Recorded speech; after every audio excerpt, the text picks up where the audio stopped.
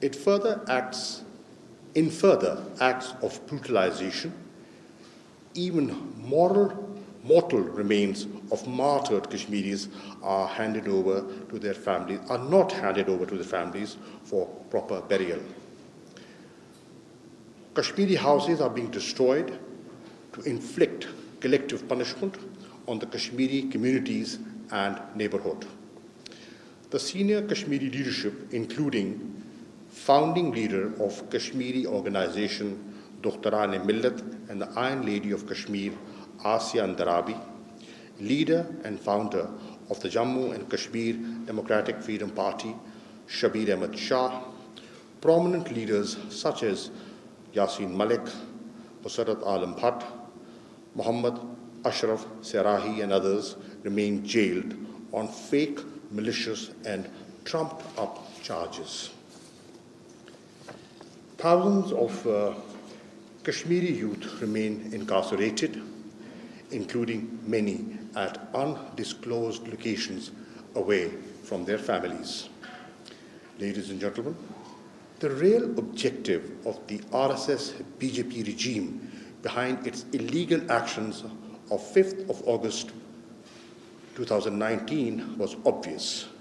India wanted to change the demographic structure of the occupied territory in violation of the UN Security Council resolutions and the international law, including the 4th Geneva Convention. In its march towards this illegal and inhuman end, the BJP government has already issued over 1.8 million bogus domicile certificates to non-Kashmiris to settle them in the illegally occupied Jammu and Kashmir to undermine the plebiscite in accordance with the UN Security Council resolutions. Despite unprecedented atrocities and brutalization at the hands of Indian occupation troops, Kashmiris have refused to be subjugated by India. The Kashmiris' resolve for freedom from Indian occupation has only become stronger in the face of Indian atrocities. Through their supreme sacrifices, Kashmiris have made it crystal clear that Jammu and Kashmir is not the so-called integral part of India.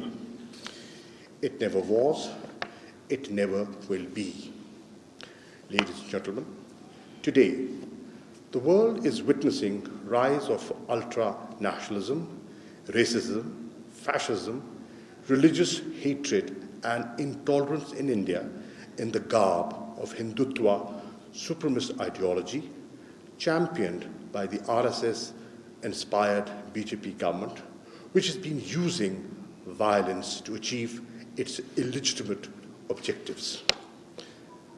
The Hindutva ideology is not only a threat to the Kashmiris, but to India's own nationals as well, particularly Muslims. Targeted attacks and discriminatory measures against Muslims are rampant in the BJP's India, ranging from policies of systematically disenfranchising Muslims to physical assaults and other anti-Muslim actions under the bogey of love jihad and corona jihad, designed to demonize, dispossess, and further marginalize the Muslims. Ladies and gentlemen, Pakistan continues to expose the horrific atrocities perpetrated by Indian occupation forces. The Jammu and Kashmir dispute has become the headline news. I cannot think of a time when the issue of Jammu and Kashmir was internationalized on this scale before. Several credible reports from human rights organizations and media outlets have already censured India on its ongoing military siege, clampdown on communications, media blackout, and the use of other measures to perpetuate its illegal occupation. On the diplomatic front, India is facing humiliation after humiliation internationally following its illegal and unilateral actions in Jammu and Kashmir.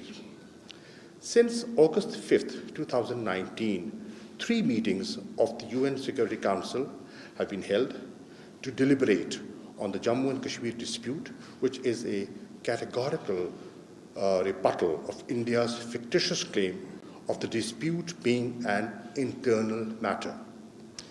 In addition, a number of parliaments, including the European Union, UK, and the US Congress, have reviewed the situation in the illegally occupied Jammu and Kashmir on different occasions. In a recently held debate at the British Parliament on the political situation in Jammu and Kashmir, the British parliamentarians have called out the BJP government for its ongoing brutal and systematic violence against innocent Kashmiris. The increasing international denunciation of India's brutal campaign is indeed a step in the right direction. However, there is still a lot to be done that will help pave the way for early resolution of the Jammu and Kashmir dispute, which is a prerequisite for durable peace and stability in South Asia. Ladies and gentlemen, the unflinching belief of the Kashmiri people in their just struggle for freedom from Indian occupation fills our hearts with great pride. Their resilience in the face of unspeakable atrocities being perpetuated by Indian occupation forces is remarkable. On its part, Pakistan's ultimate objective remains the resolution of the Jammu and Kashmir dispute as per the wishes of the Kashmiri people and relevant resolutions of the UN Security Council through a free and impartial plebiscite under the UN auspices. The people and government of Pakistan remain committed to extend full support to the just cause of Kashmiris' right to self-determination. We will not let anyone take away Kashmir from Kashmiris. This cause and the struggle is just, sacred, and non-negotiable. The Kashmiri spirit will ultimately triumph, inshallah. I thank you. I just want to add to this, we keep talking about Kashmir and we keep addressing international governments and, at different forums. But in my view, I think our strategy should somewhat change. It should be more focused on human rights organizations, because many democracies claim that they are torchbearers of human rights, and the new Biden administration is, talking of human rights. We need to engage more actively with parliaments, with think tanks and people. Until we can build pressure of public opinion, governments, because of political expediency and realpolitik, perhaps knowing what's going on, fully aware of what the Indians are up to in the occupied territory, will keep looking the other way. It's a tall order in the environment that we are working in. Nonetheless, it's a just cause.